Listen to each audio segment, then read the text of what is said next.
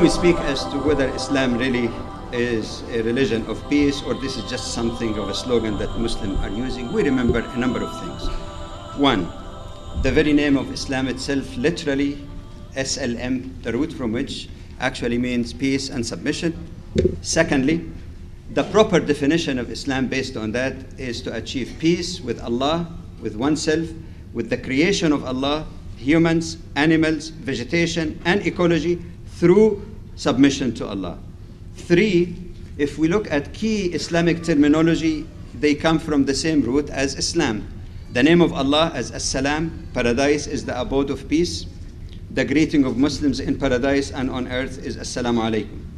Four, if you look at the 5 basic objectives of Sharia, to safeguard faith, life, mind, honor, and wealth, it is also ingrained in peace. Now, the challenge that comes to that question, how come if Islam is the religion of peace, does it allow or advocates or condone holy war? Very quickly. One, there is a big myth that there is anything in the Quran called holy war. The Quran was revealed in Arabic, not English, and the Arabic equivalent of holy war is Harb Muqaddasa. You wouldn't find it anywhere in the Quran. Secondly, it's not an argument on correct translation. It is not jihad, by the way. Holy war is not jihad. The other point to remember is that the term holy war is a contradiction of term. There is nothing holy about war itself and destruction. In fact, in the Quran, in Surah 2, in Ayah 216, كُتِبَ عَلَيْكُمُ الْقِتَالُ وَهُوَ كُرْهٌ لَكُمْ, it described fighting as something hated, but it might be better for you, mean better than submitting to tyranny. Number 3, it's not only that holy war is a wrong word, the connotated meaning of holy war has always been negative and tantamount to fanaticism. Number 5, is it 5? Oh, forget about the number. Anyway, that if you look even in about the definition, look into the definition of holy war in the English dictionaries, it says a religion waged on behalf of one religion against the other, which means that the sole reason for fighting other people is the fact that they are of a different religion. There is absolutely, but look at my wording very carefully, there is absolutely no single verse in the Quran understood properly in its historical and textual context that ever give Muslim the permission to fight against any other person simply because they chose not to be Muslim. The positive evidence for that in the Quran is overwhelming. Numerous ayahs in the Quran prohibit and condemn compulsion in religion. Of course, everybody is familiar with ayah 256 in Surah 2. And some people think this is the only one. There are numerous verses in the Quran. Remind, you are only a reminder. You are not sent a guardian over them. مَا عَلَى الرَّسُولِ إِلَّا الْبَلَاغِ. The duty of the Prophet is only to convey the message. Furthermore, the Quran establishes a fundamental rule in dealing with those who do not accept Islam but remain peacefully existing with Muslims. And remember that because that's a very crucial reference, and all the scholars that I know of said that this is the norm of relationship between Muslims and non-Muslims. This appeared in Surah 60 in ayahs 8 and 9, and basically the sum of the meaning conveyed there, that for those who are not attacking Muslims because of their religion or committing oppression against them, as the Quran says, driving them out of their homes, they are to be treated in tabarruhum wa tuqsitu ilayhim. 2 terms used, bir and qist. Let me start with the second one. Qist actually means to be fair and just to them. How about the word bir? Most translations of the Quran simply say kindness. I have no qualm with kindness, but that's not enough. Why? Because there are various definitions of bir, and you heard, some of you who have been in the evening session heard that. But one definition also is that the difference between qist and bir, justice and bir, is that in justice you give the person their due right, no more, no less. Bir means to go beyond the right to which the person is entitled to be more generous. Furthermore, if you look carefully into the terminology used in the Quran and Hadith, you find that the same term, birr, and its derivative is used to refer to one's relationship with his or her parents.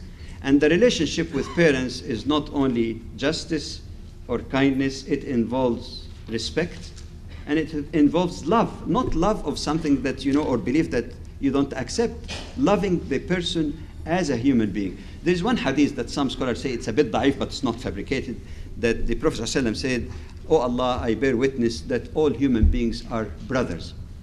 Even though technically they might say the hadith is weak, but it is fully consistent with the ayah in Surah Al-Hujurat, Surah 49, ayah 13, which describe all human beings as coming from the same set of parents.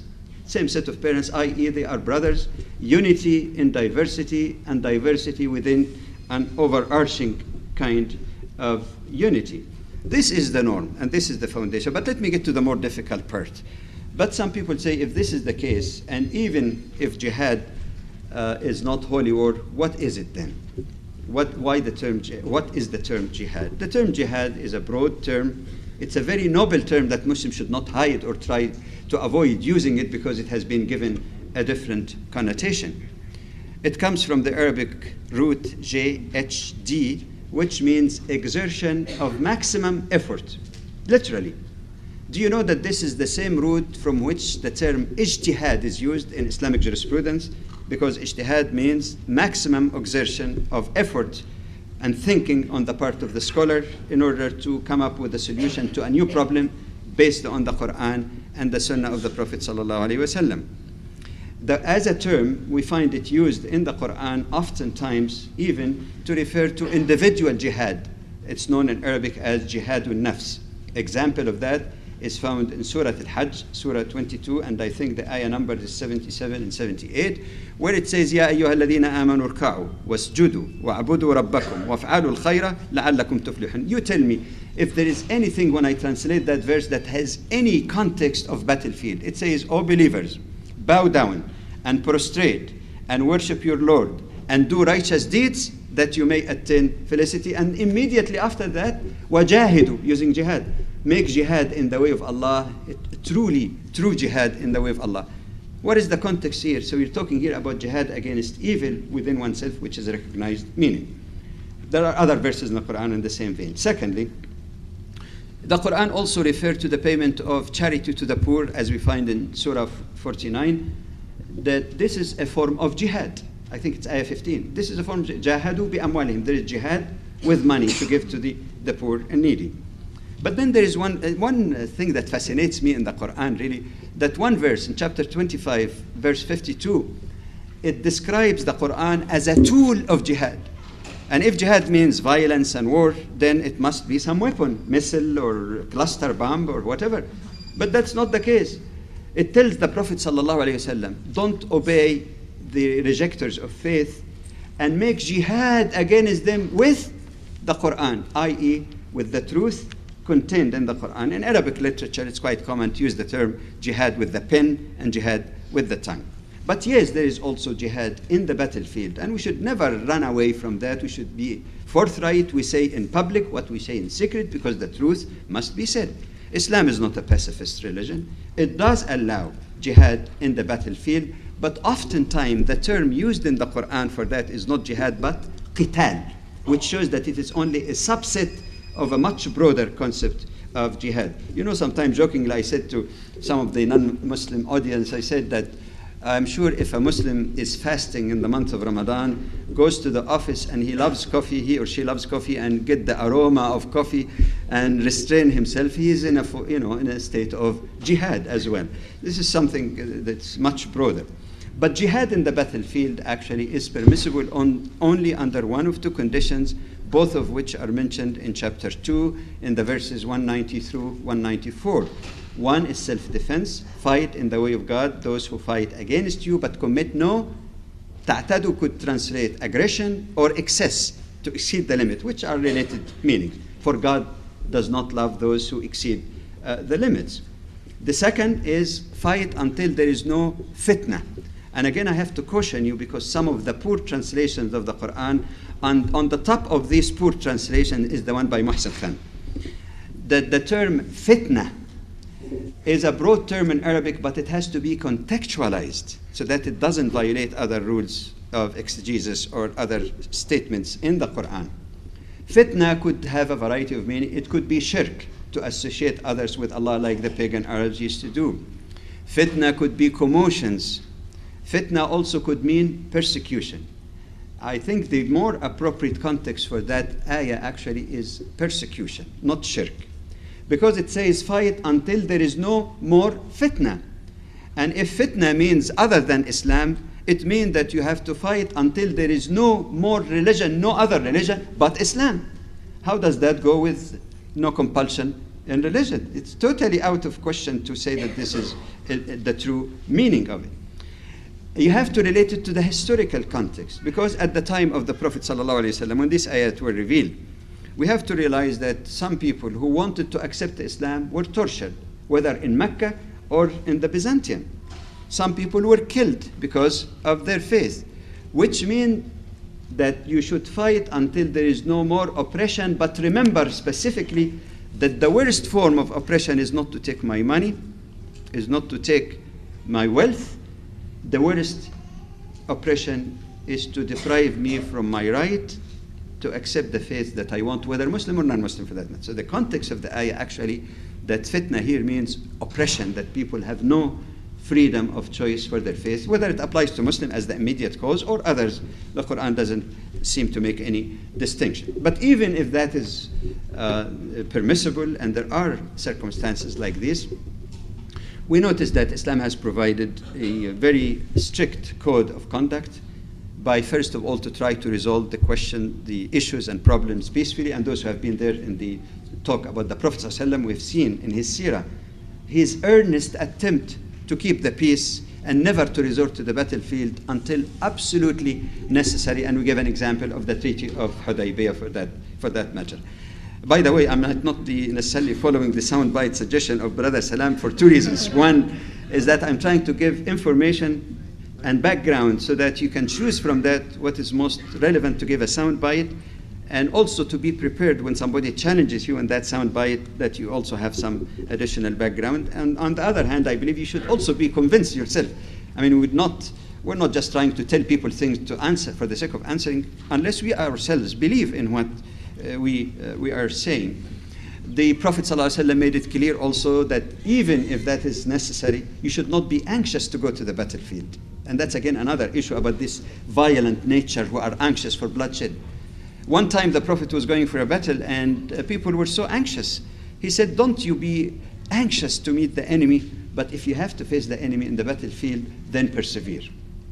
He also forbade killing of the children, women, old people, clergy, and people, non-combatants, as we call it today, not to destroy the infrastructure that people depend for their living, cutting trees, destroying homes, and all of these have been very strictly forbidden. Humane treatment of the prisoners of war and injured. These are things that I dare say that the Geneva Convention on the conduct in the battlefield did not add much to this noble principle, with a difference of 14 centuries. We were talking about the 7th century word, which was a very barbaric type of word. But again, you might encounter a couple of difficult questions. Some of them might tell you, if this is the case, why is it that the Quran say, kill the unbeliever wherever you find them? You heard that a lot, right? Kill the unbeliever wherever you find them. This is indiscriminate. So the main reason here is to fight because of their religion. That's why I said earlier, no single verse in the Quran allow fighting on the basis of religion if understood in its textual and historical context.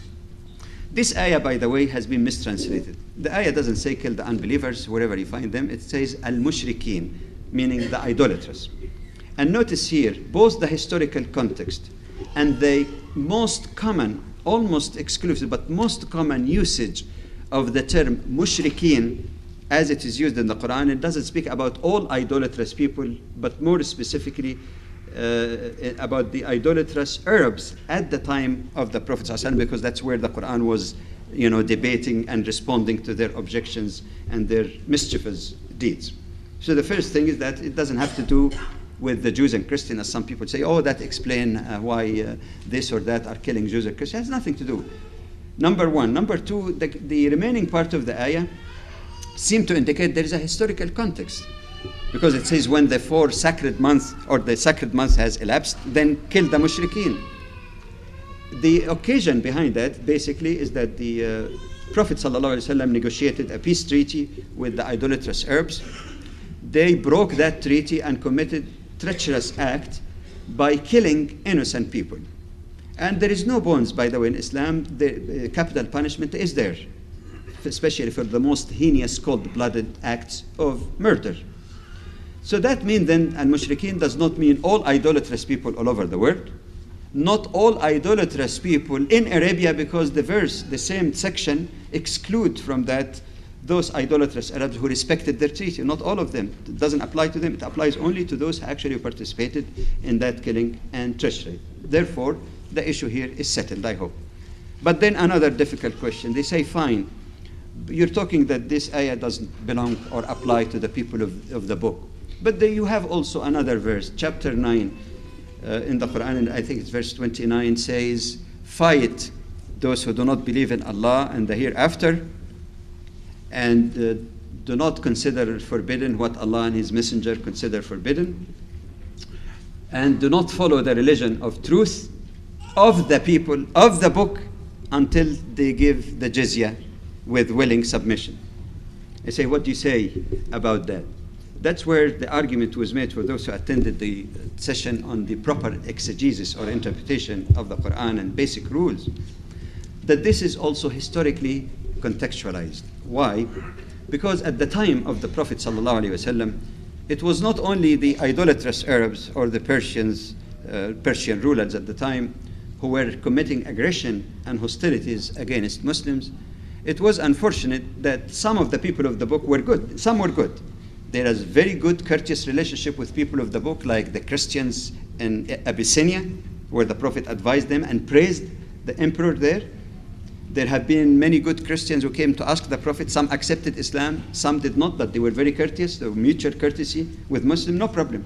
Some Jews also were good. But the reality is that some of the people of the book, some of the Jewish tribes in Medina, we discussed that in the other topic, have already committed many hostilities toward Muslims, including plotting to assassinate the Prophet ﷺ and also high treason in the Battle of the Trench.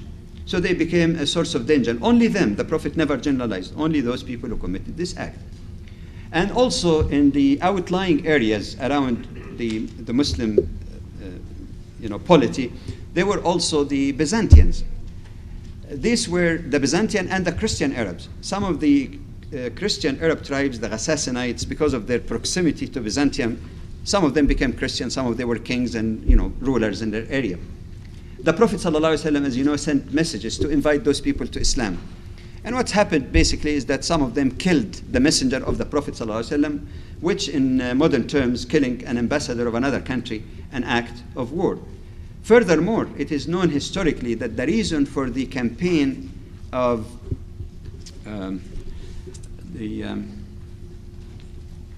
subhanallah, against the Roman, against the Byzantines. Pardon?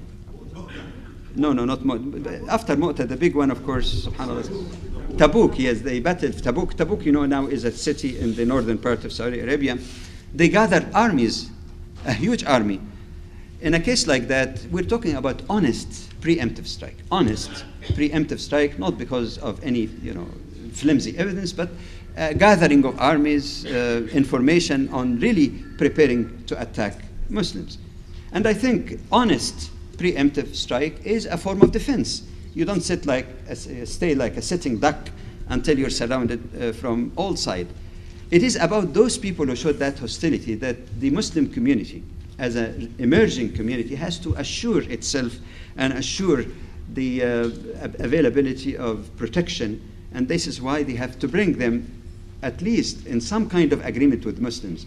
Those who were aggressive would pay the poll tax, a symbol of peace relationship with Muslims. Others who are living under Muslim rule, as you know, jizya, substitute for zakah that Muslim pay. It's more sensitive because zakah has religious connotation and they benefit from the this state. So I hope that this would... Similarly, the verse in chapter 9, verse 123 that says, fight your neighbors, fight those who are around you.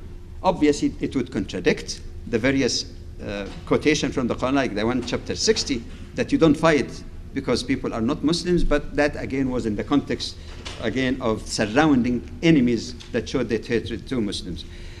We have very little time. Which one to go next? I hope that this was fully covered, because I think the question of violence, apostasy, okay, we'll go to that. Now, I think Sister Ingrid has given a brief answer to that yesterday, but I think some of you might still be desirous, I hope, of some more specifics. All right. They have been, and we have to be, again, like Sister Amina said, we have to be honest and admit the fact that there have been a large number of jurists who wrote and agreed on just an absolute statement that one who apostates would be killed or given a chance to recant. We don't deny that.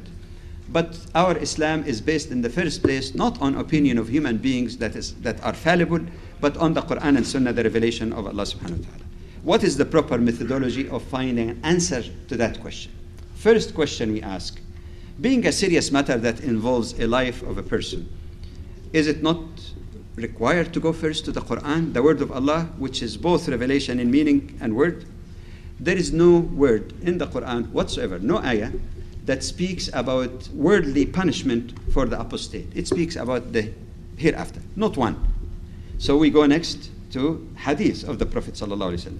And here we find that there have been a minority of scholars who dissented from that common position that I mentioned earlier.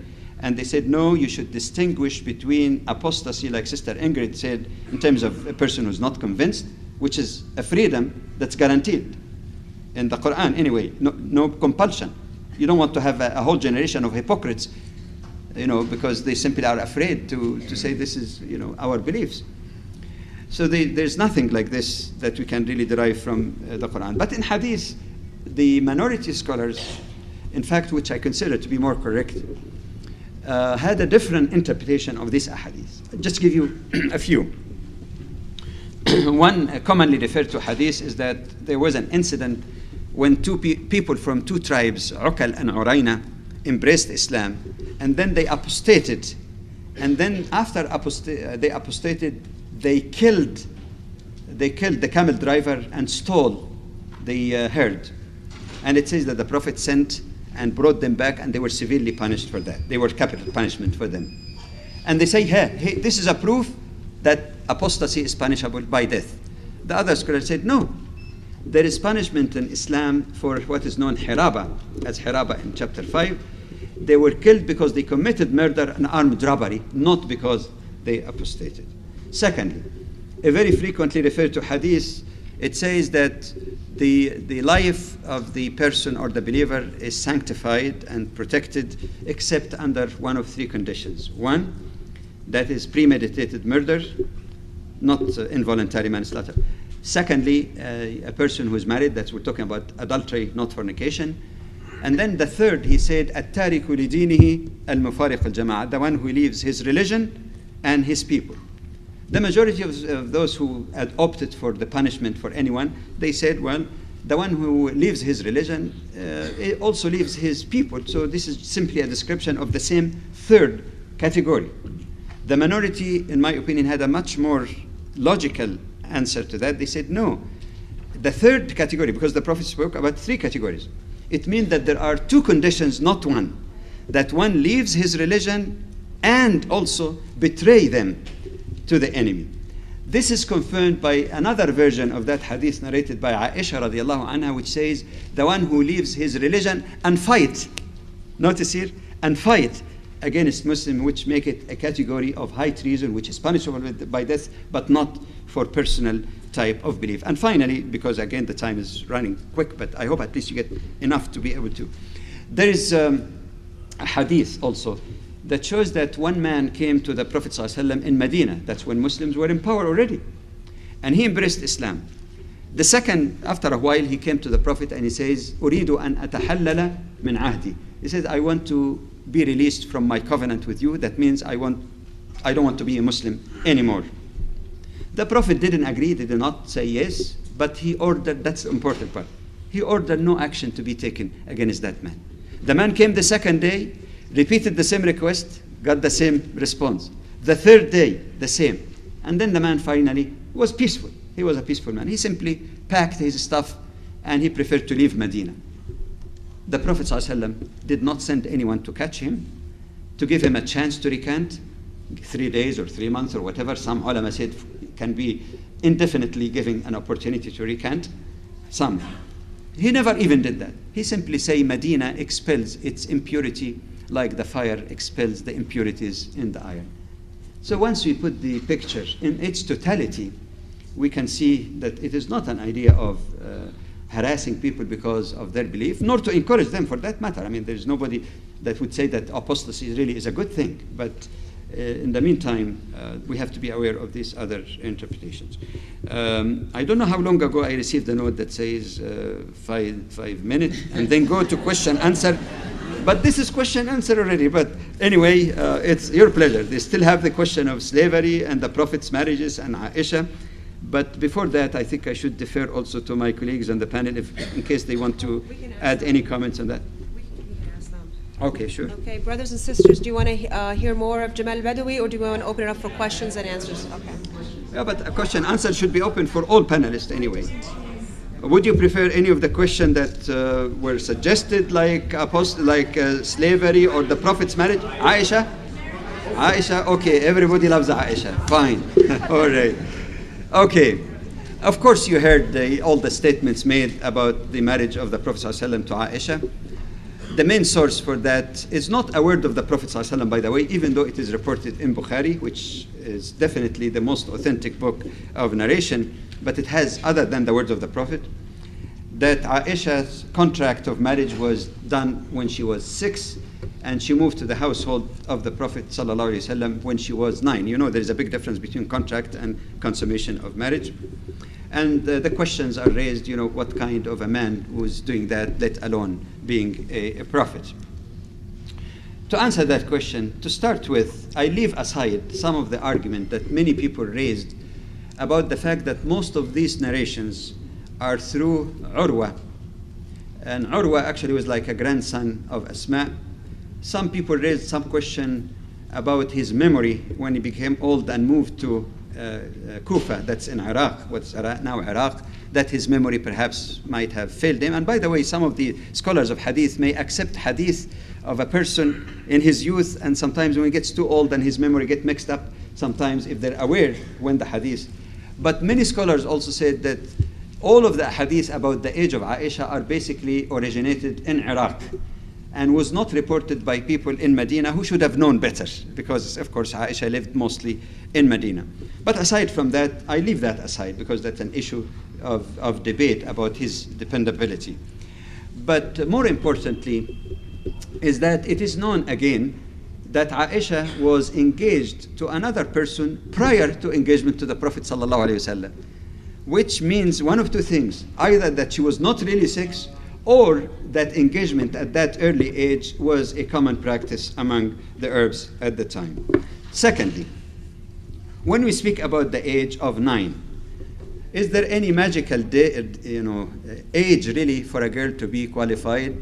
Well, after all, Islamic law, that's the one we go by, is that the main condition is that boy and girl both should at least be at the age of puberty.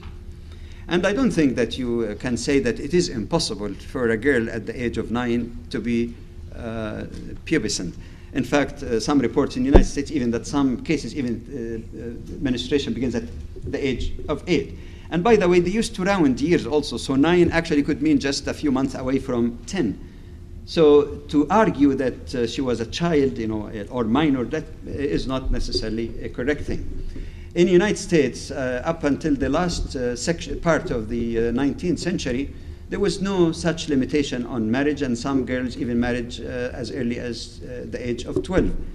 I was surprised to watch a program recently in which a lawyer from New York, he says, in the state of New York, and I was told also later by another brother, in the state of Missouri, the minimum age for marriage is 14 for the girl with the consent of her parents. So there is no magical date. Some people say, how about maturity? Maturity also is different. Some of you come from Muslim countries where sometimes a girl as young as 8 or 9 years old can cook, can look after the household chores and help her mother, and many mature, depending on the cultural practice, much earlier.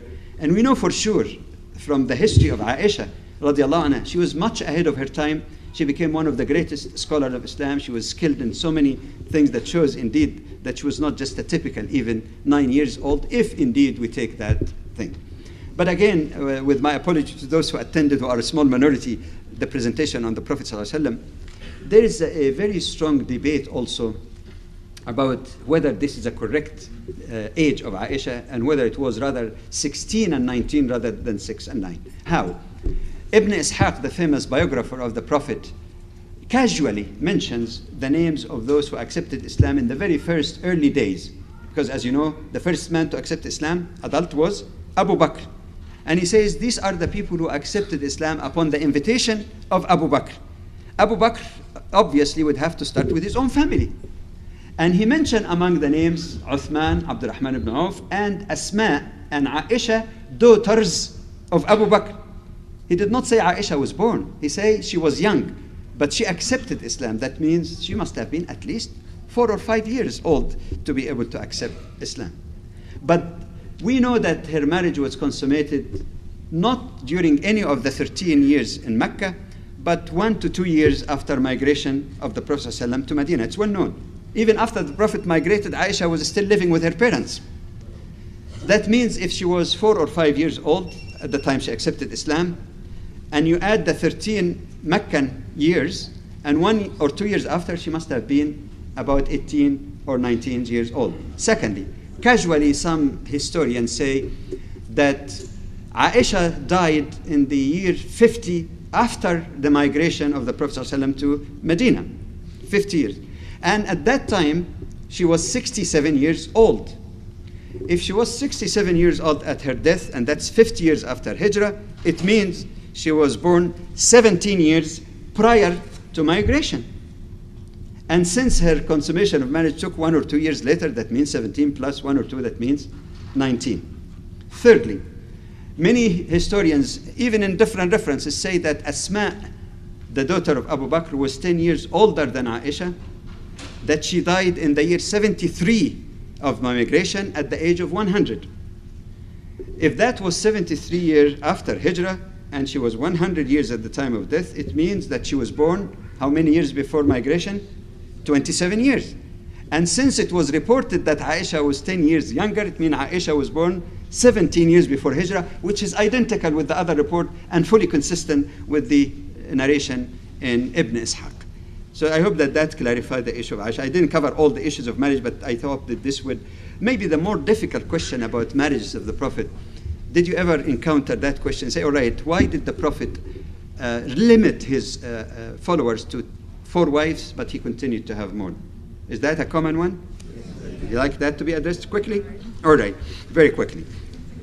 Well, first of all, the Prophet did not allow himself, and to say that would be to make a prior judgment that the Quran is nothing but a forged document written by the Prophet, not the word of Allah. One has to at least maintain neutrality if not a Muslim. First, the Prophet did not allow himself.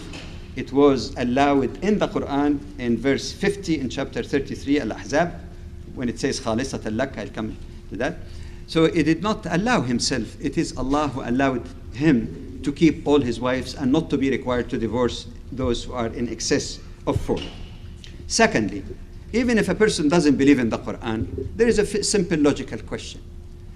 Polygamy was practiced without any limit at the time of the Prophet ﷺ and practiced in many nations.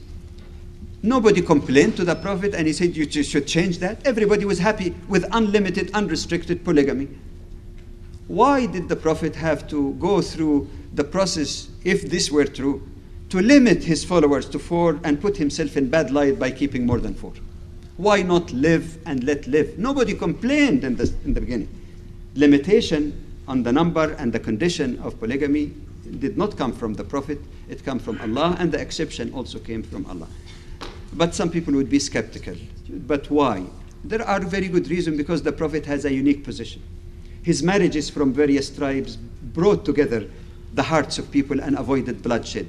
His marriage from those who were enemies, like the daughter of Abu Sufyan, helped to reconcile hearts. He married from Christian, the woman that was sent from Egypt, so to have really rapport also with the Christian. From Jewish women that were captured and he freed, and they accepted Islam voluntarily and became mother of believer like Juwayriyah, resulting in the freeing and the liberation of all those women who were captive in this, all that were captive in this particular campaign. That role can be negated if the Prophet is told you have to divorce these wives, because he's playing this unifying role to bringing people together. Furthermore, the wives of the prophets have a special status also. The Quran called them in Surah Al-Ahzab, they are the mothers of believer. وَأَزْوَاجُهُ أُمَّهَاتُهُ. Mothers, not biological mother, yes, but they have that status. And the Quran forbids them from marrying any person in case they are divorced or widowed. It would be very unfair to them. You know why? If a man is married to 5 wives and he says, all right, now the limit is 4, so he divorces the 5th. Can that 5th wife remarry? Yes, by all means. So an ordinary divorcee can remarry. But the wives of the Prophet were not allowed to marry anyone because they are the wealth and source of knowledge and information to the whole ummah, whether during the life of the Prophet or afterwards. So it would be unfair to them. So that, I hope, will cover at least that second aspect. Pardon me? Milk al-Yamin. Well, the question of concubinage and slavery need to be looked at very carefully and very briefly. When Islam came, concubinage as well as slavery was very predominant, very common. And as you know, there are many references in the Bible. For example, it says that Prophet Sulaiman had 300 or 700 wives and 300 concubines. This an existing situation in the world. It was not created by Islam any more than the allegation that Islam created polygamy. But now, how to encounter a situation like that, which is much more difficult and complex than a personal habit like drinking? It's a very deep-rooted economic, political, social type of an institution. You notice that in Islam there had been this approach of gradualness. Otherwise, it backfires.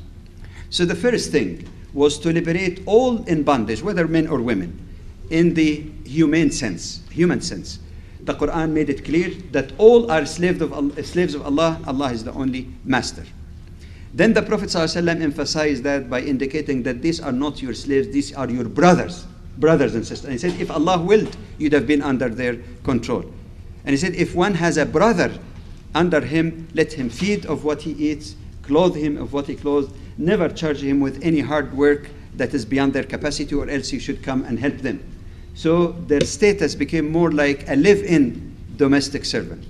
Then the Quran went further to protect not only their human status, but their legal rights.